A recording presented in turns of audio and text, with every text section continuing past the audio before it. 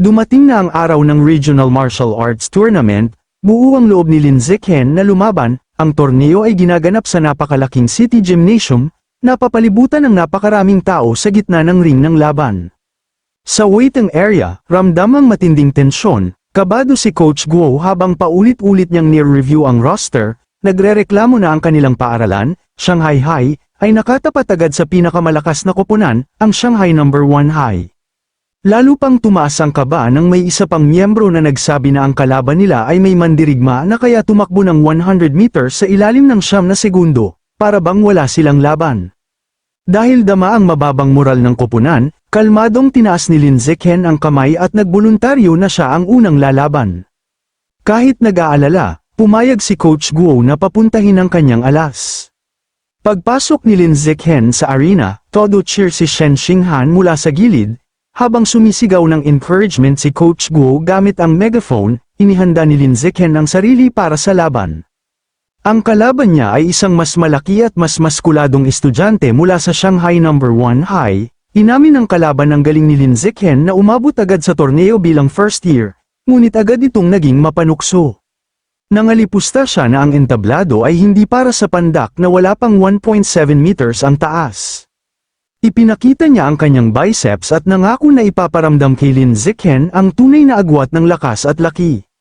Sumenyas ang referee ng pagsisimula, mabilis na sumugod ang malaking kalaban, at pinakawalan ng isang malakas na suntok. Sa kanyang pagkagulat, hindi umatras si Lin Zichen, madali nitong naiwasan ang atake, at gumanti ng isang mabilis na atake gamit ang kanyang palad sa dibdib ng kalaban.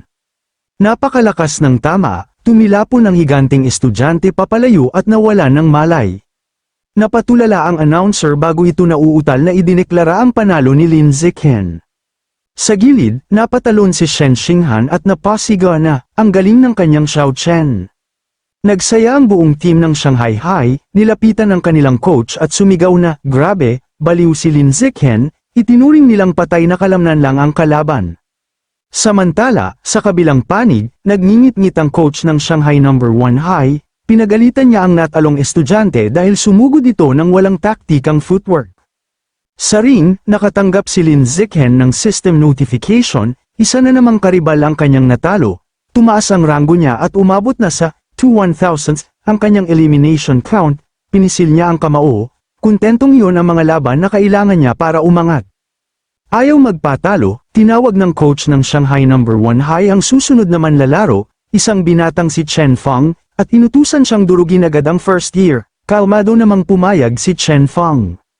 Lumakad siya papunta sa entablado, nakahanda sa posisyon, mas astig kaysa sa naunang mandirigma. Nagbigay ng senyales ang announcer na magsimula na. Mabilis na ipinakita ni Chen Feng ang kanyang teknik, gumalaw siya ng napakabilis at nagpakawala ng sunod-sunod na atake. Ngunit kalmadong sinalubong ni Lin Zichen ang lahat, tinabla pa ang isang napakalakas na sipa gamit ang isang kamay. Sa lakas ng counter-attack, napailalim si Chen Feng, nagpaikot-ikot sa ere, at bumagsak ng malakas sa sahig, wala ng malay. Agad na pumasok ang mga medics dala ang stretcher, at sinabing kailangan ng head scan ng binata. Nabulabog ang buong manunood, nagbulungan kung ano ang nangyari, iniisip na baka sobrang swerte lang ng estudyante ng Shanghai High, ang ilan, galit na sumigaw na rigged ang tournament at humingi ng refund. Ngunit alam ng coach ng Shanghai No. 1 High ang totoo, hawak ang ulo sa matinding pagkadismaya, napagtanto niyang hindi ito tsamba, totoo ngang malakas ang first year mula sa Shanghai High.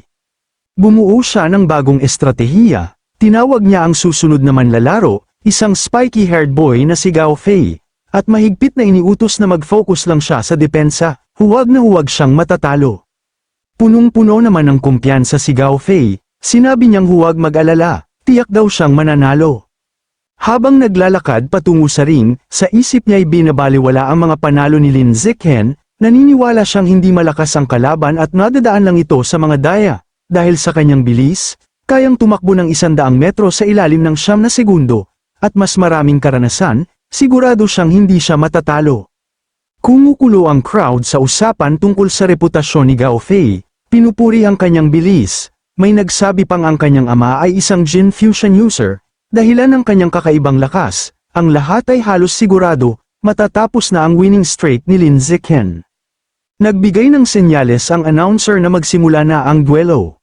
Ngunit binaliwala ni Gao Fei ang utos ng coach na depensa muna, agad siyang umatake, sumugod kay Lin Zichen gamit ang malakas na sipa, at sunod-sunod na suntok, inilabas ang kanyang espesyal na teknik, flowing water shattering rock fist, habang naiwasan lang ito ni Lin Zichen. Sa gilid, halos mabaliw sa galit ang kanyang coach, sigaw ng sigaw dahil sinuwi siya. Ngunit tumatawa lang si Gao Fei, iniisip na hindi kailangan ng depensa ang isang tulad niyang henyo, samantala, madaling iniiwasan ni Lin Zichen ang mga atake, natuwa pa siya sa teknik ng kalaban at nagpa siyang aralin ito habang nasa laban. Lalong nainis si Gao Fei nang wala siyang tinatamang suntok, huminto ito, hingal na hingal, at galit na nagtanong kung paano naiilaga ni Lin Zichen ang lahat ng kanyang atake. Hindi natinag si Lin Zichen, kalma niyang tinanong kung may iba pa bang galaw si Gao Fei, hinamon niya ito na gamitin na niya ang lahat. Dahil sa matinding inis, nagpakawala ng desperadong sunod-sunod na suntok si Gao Fei. Ngunit nakikita ni Lin Zichen na paulit-ulit lang ang galaw ng kalaban, naisip niya, natatapusin na niya ang laban. Madali niyang naiwasan ang huling suntok at gumanti ng isang malakas na sipa sa tiyan ni Gao Fei. Sa isang iglap, natapos ang laban. Muling napatahimik ang buong crowd, walang makapagsalita. Ngunit agad ding bumasag sa katahimikan ang malakas na sigawan ng mga taga-suporta ng Shanghai High. Tuwang-tuwa sina Coach Guo at Shen Xinghan, sabay sigaw na parang halimaw si Xiao Chen, ipinagdiwang nila ang ikatlong sunod na panalo ni Lin Zichen. Nagpatuloy ang torneo, ngunit naging madali na lang ang mga sumunod na laban, mas mahihina ang ibang kalaban, at isa-isa silang tinalo ni Lin Zichen hanggang sa siya lang mag-isa ang nakapagpatumba sa lahat ng 5 manlalaban ng kabilang koponan sa Shanghai No. 1 High. Sa sumunod na 2 araw, ganoon din ang nangyari, sunod-sunod niyang pinabagsak ang 2 pang paaralan. Dahil sa kanyang kahangahangang pagpapakita, matagumpay niyang pinangunahan ng Shanghai High hanggang makuha ang kampyonato, sama-sama silang nag-pose kasama ang tropeo at mga medalya. Ngunit nang silipin niya ang kanyang system, nakita niyang 16,000s pa lang ang bilang ng mga natalo niyang karibal, medyo nadismaya siya, kung ganoon ang bilis, aabutin siya ng maraming taon bago niya mabuksan ang natural selection attribute. Gayunpaman, may hindi inaasahang magandang resulta, mas naging bukas palad si Coach Guo kaysa sa inaasahan, nakukuha ni Lin Zichen ang malaking bahagi ng premyong pera mula sa torneo, halagang 20,000 yuan. Isinama niya ito sa naipon mula sa mga academic competitions, umabot na sa 30,000 yuan ang pera niya. Hindi ito nagtagal, agad niyang ginastos lahat sa supermarket para bumili ng napakalaking supply ng Ghost Shadow Squid Meat. Sa loob ng ilang linggo, palagi niya itong kinakain sa bawat pagkain, pagkatapos niyang maubos ang 30 gin, umabot sa 33% ang Codex Unlock Progress para sa Ghost Shadow Squid. Pinagsama ang masidhing training at pagkain ng beast meat, nagbunga ang lahat, pagsapit ng kanyang 2nd taon sa middle school, nag-breakthrough siya, mula ordinary tier 3. Umangat siya sa tier 4, umabot sa bagong antas ang kanyang pisikal na kakayahan, kaya na niyang buhatin ang 1,890 kilograms gamit ang isang kamay, tumalo ng 5.65 meters pataas, at tumakbo ng 100 meters sa loob lamang ng 4.49 seconds. Lumipas ang panahon at nagtapos sina Lin Zichen at Shen Xinghan mula sa middle school division ng Shanghai.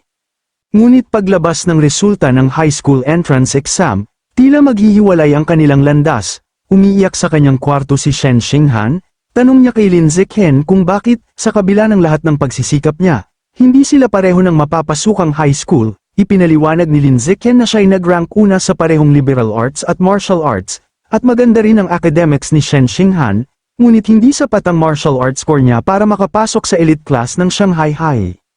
Habang inaalo ang umiiyak na si Shen Xinghan, tinanong nito kung ano na ang mangyayari sa kanila. Sabi ni Lin Zichen, darating ang principal ng Shanghai High sa kanilang bahay para kunin siya, at tinanong kung sasama siya.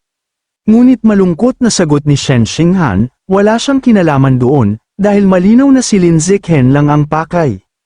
Hinawakan ni Lin Zichen ang kanyang kamay, hinayla siya, at sinabi, huwag siyang mag-alala, may plano siya. Ibinunyag niya ang kondisyon niya, kailangan maging seatmate niya si Shen Xinghan.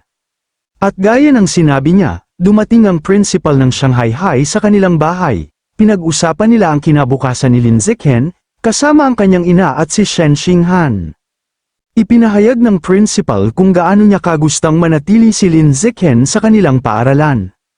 Bago umalis, bilang huling alok, sinabi ng principal na handa siyang tuparin ang kahit anong kahilingan ni Lin Zichen kung papayag itong magpatuloy sa Shanghai High.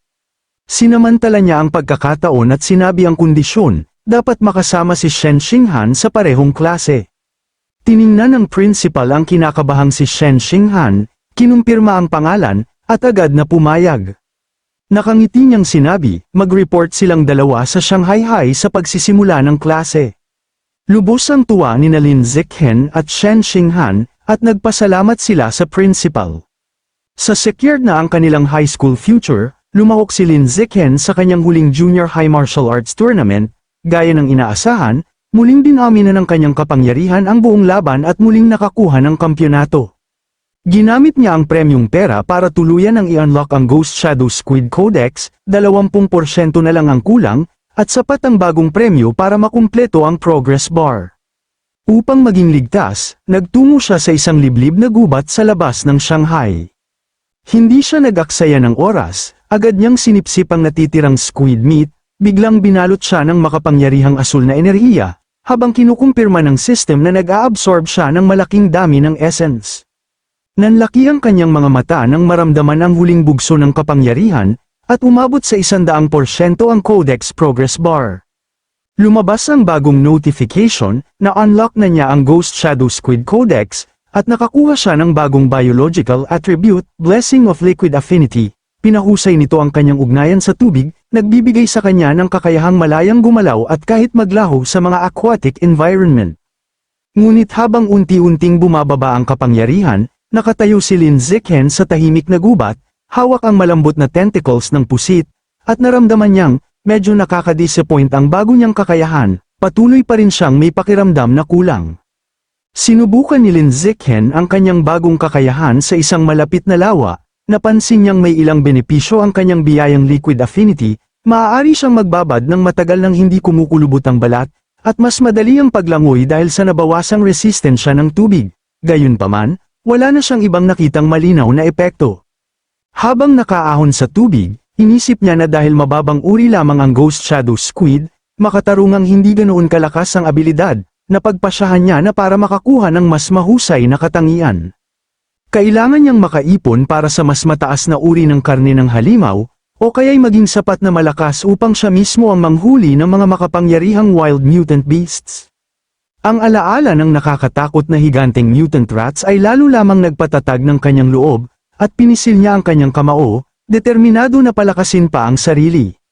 Sa wala pang isang linggo bago magsimula ang klase, nagpasya ang ina ni Lin Zichen at ang pamilya ni Shen Xinghan na magbakasyon, para mas mapag-aralan ang kanyang liquid affinity, iminungkahi ni Lin Zichen na pumunta sila sa tabing dagat. Habang nakatayo sa dagat, nanginginig si Shen Xinghan at nagrereklamong malamig ang tubig alat. Si Lin Zichen naman ay tila nasa sariling tahanan, sinabi niyang dahan-dahan lang, saka sumisid sa tubig, lumalangoy ng may kamanghamanghang bilis. Habang gumagalaw, ginantimpalaan siya ng kanyang system ng mga puntos para sa stats sa paglangoy at pagsisid.